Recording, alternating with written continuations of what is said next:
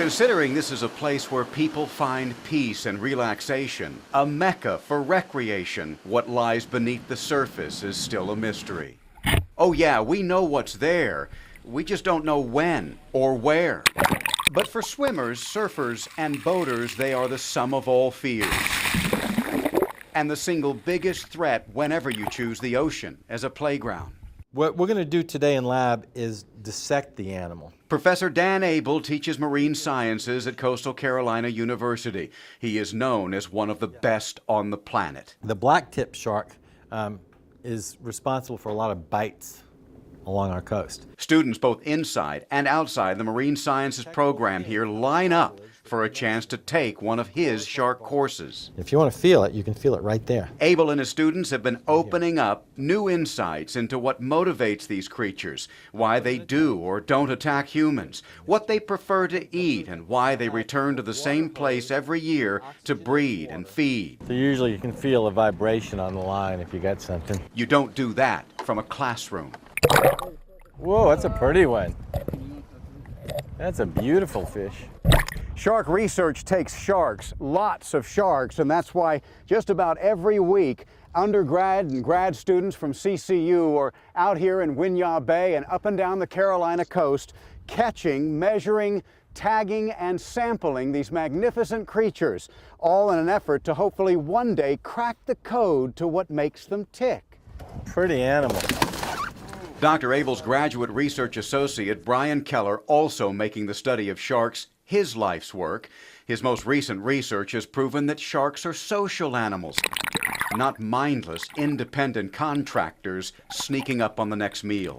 So if people don't start to realize that sharks aren't man-eaters, if they can believe that, like for my thesis, that we showed they're capable of these complex social behaviors, that's the hope that people stop putting such a stigma on sharks. While CCU shark research is proving important in understanding shark behavior and their value to the ocean ecosystem, the spotlight alone will not stop the killing of sharks at a rate of 100 million a year through the Asian shark fin industry and accidental catches along long lines and fish nets. In fact, some of the most promising shark research is coming out of Coastal Carolina University. One of their recent graduates is now working with what's called rare earth magnets. He's hoping one day those magnets can save sharks from the slaughter by preventing them from biting hooks or swimming into nets not intended for them. And perhaps more importantly to you and me, it could someday prevent sharks from ever accidentally biting us. He's going to pretend to be a victim amongst the feeding sharks. Craig O'Connell did his undergraduate work at CCU and is now finishing his doctorate at the University of Massachusetts.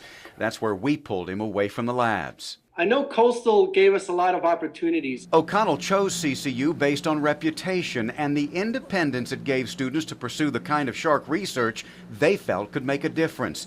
O'Connell's magnet research is a prime example. Because sharks are so hypersensitive to magnetic fields, O'Connell is using this trait to save both the shark and the rest of us from shark bites. We believe that we can actually either magnetize a fishing hook or put magnets along a beach net and deter sharks from the beaches or deter sharks from fishing hooks and therefore reduce this mortality. O'Connell's also been studying the great whites that swarm the northeast coast and why, despite their numbers, shark attacks are almost non-existent. It makes you realize that if these sharks really were seeking out humans for prey, they're being attacked every minute of the day. They're always there.